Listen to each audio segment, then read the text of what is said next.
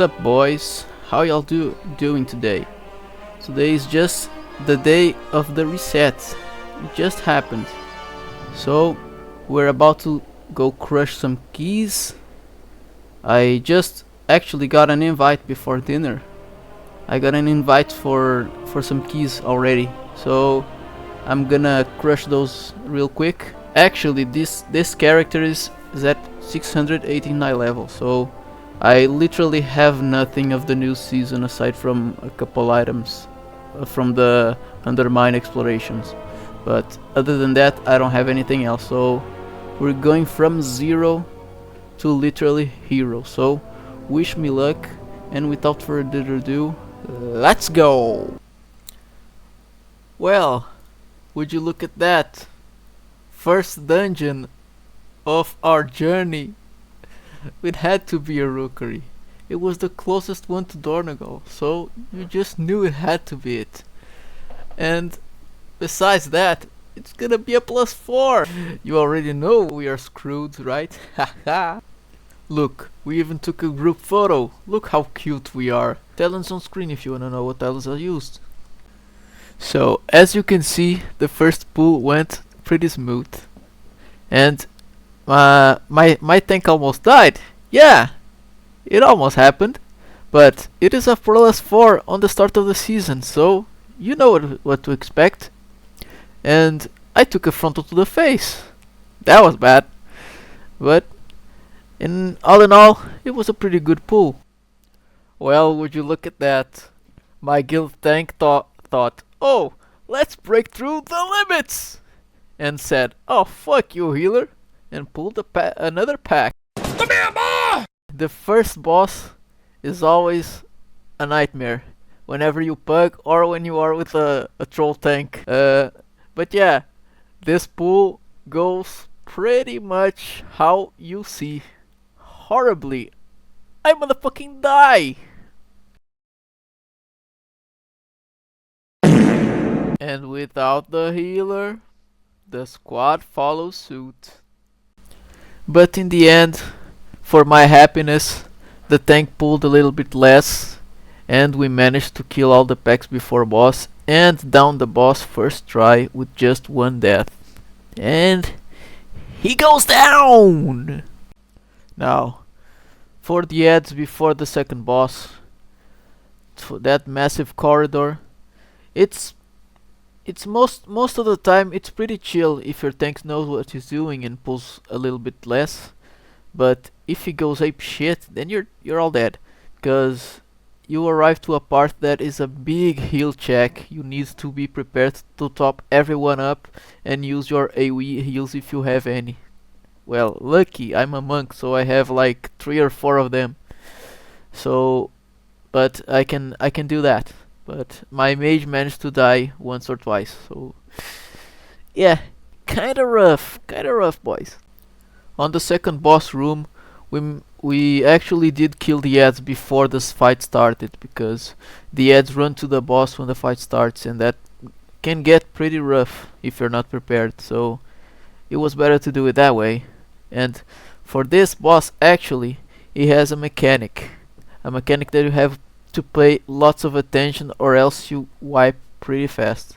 Let me read you what it does. So guys, here's what it does. Stormguard Goran imbues a player with 4 charges of void, inflicting shadow damage every 1 second for 5 seconds.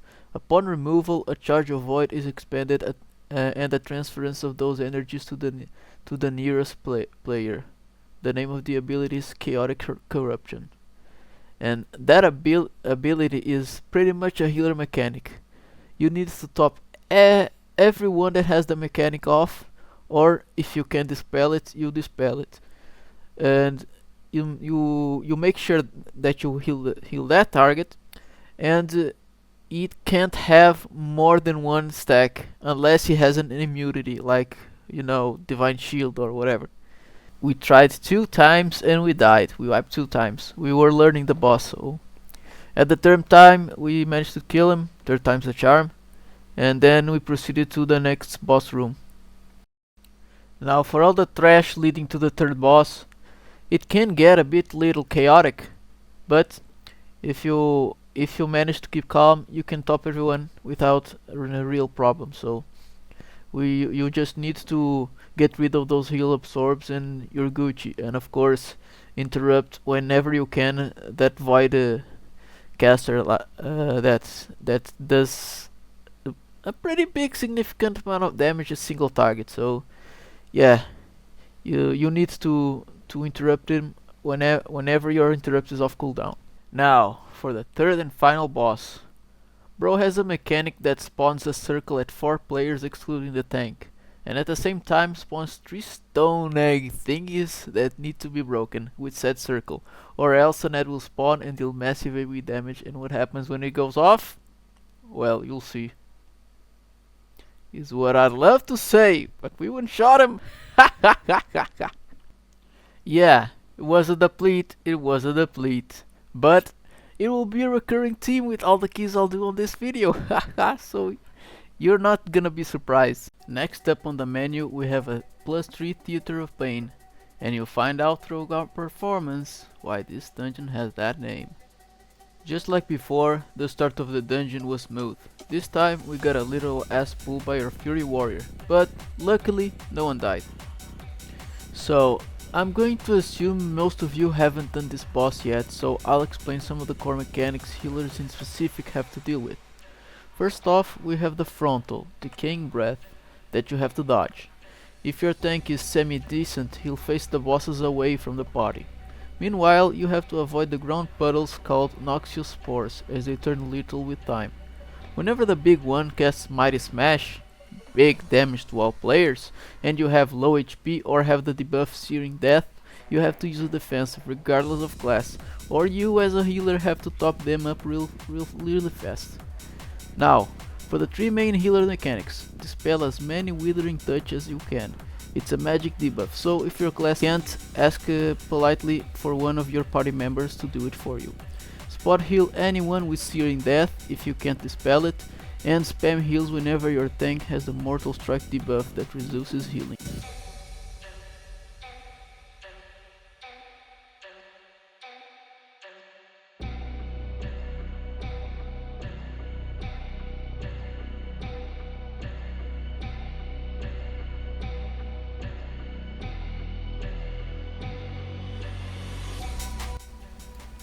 By what you can see in the first boss fight, Mythic Plus can be quite scary to heal in general, as mechanics may become annoying too quick, but keep in mind my item level from earlier.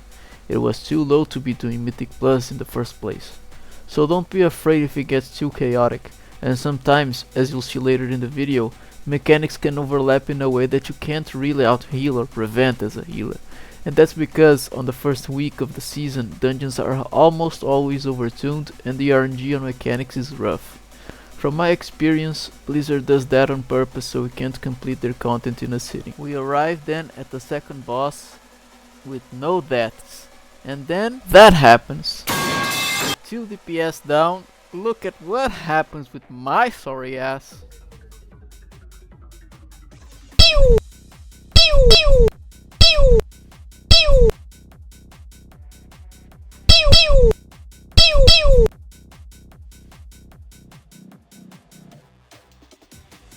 So yeah, whenever 2 DPSs are dead on that part, the boss summons the healer and one of the DPS to duke it all out. And of course, the healer won't do any damage, but sometimes he won't take any damage too. Ha! After reviving the 2 down DPS and killing the banner while dodging stuff on repeat, the boss does indeed finally go down. So on our way to Garchomp, there's some little midgets called sludge spewers that are annoying as all hell, jumping all around. I swear to god, they made this for a Spear of Bastion, Abomination Limb, Ring of Peace and Outlaw Rogue comp. It's gotta be it. We managed to get to Garchomp with 2 more deaths and kill him first try, but the timer was looking rough for us. Sitting at only 7 deaths, we did not have the damage to time it, so we just took our time to complete it anyway, and hopefully get some fat loot. So for this boss it's pretty simple really. Step 1, dodge balls. Step 2, stay at 5 feet range from other players. Step 3, Stack when the ads spawn so they can be CC'd and cleaved down. Step 4. Profit. Now, last but not least, the final boss. The boss where you have to dodge the rotating frontal. It's a fucking Kamehameha, let's be real. Stay away from other players but close enough to kill ads that spawn on each player's feet. Get away from the big suck. Dodge the circle wipes. Dodge the riders that run across the arena. And pray the mechanics don't overlap and your pals CC the ads and use defensives when needed. Now, watch as I suffer trying to kill this boss and fail successfully.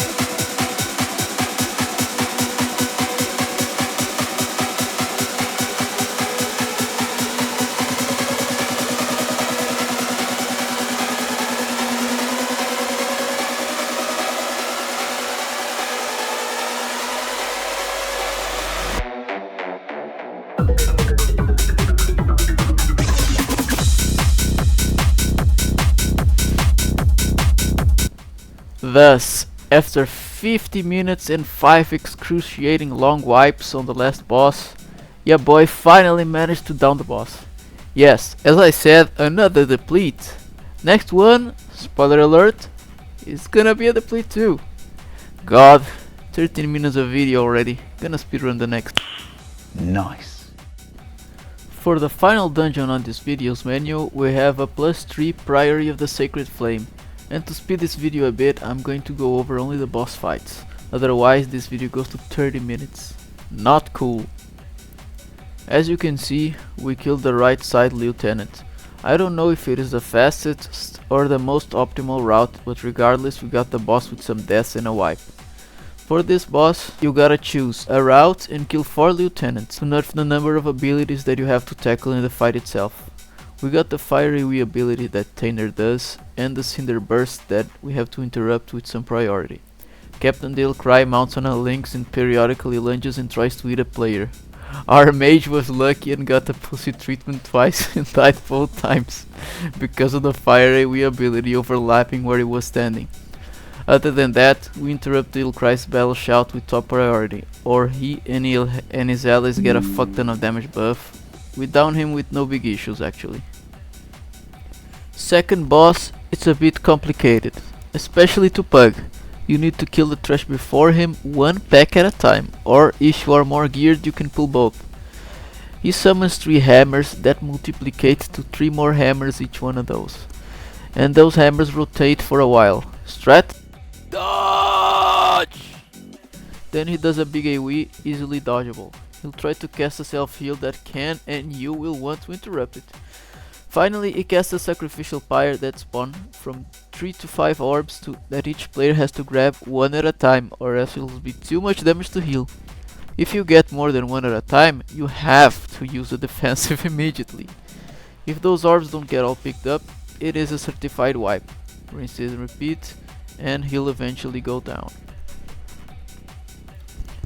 The last boss is, you guessed it, annoying. She has an AoE attack, easily dodgeable. She also casts a beam of light that follows a random player and leaves puddles in its wake. And at last, she casts a blind effect if you stare at her direction whenever she finishes the cast. And if anyone gets blinded, everyone takes damage. After reaching 45-ish% HP, she will phase change. Unfortunately, you have to lust her second phase or have big PT damage, I mean eye level, to down her barrier and interrupt her big AoE cast. Now, keep watching this beat down while I tell you what are my feelings about my first experience healing in Mythic Plus. As you guys can see, this isn't really a zero to hero. It is more of a journey to hero as I tell you a bit about the dungeons and how it feels like in the POV of a first time healer. I know that I have a lot to learn, but I'm finding Mistweaver really fun, even if I'm depleting these keys early season. I like the concept of beating the living shit of my enemies to heal my allies. And for a former DPS warrior, this is a easier healer to grasp because of that set mechanic of damage to heal conversion, and especially melee.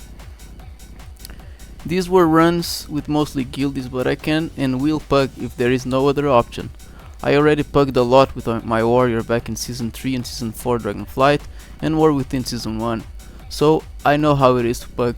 It can get pretty annoying with the kills for DPS and levers after 1 or 2 wipes. At the start I cared a lot about timing and that made me toxic, but nowadays I don't really mind the depletes and encourage people to ask if they don't know anything about the dungeon, so I can happily explain. The game needs more players today than ever before, and toxicity only makes them go away. Now for a shameless plug. If you guys are all alone and need a guild that does pretty much everything and helps new players, you can apply to Earth Shattering from Gold Rin, mostly Horde, or Vingança de Darnassus Nemesis, mostly Alliance, and a region only, sorry. Just have patience and we'll invite you. It'll even encourage my Brazilian folks to learn and speak English.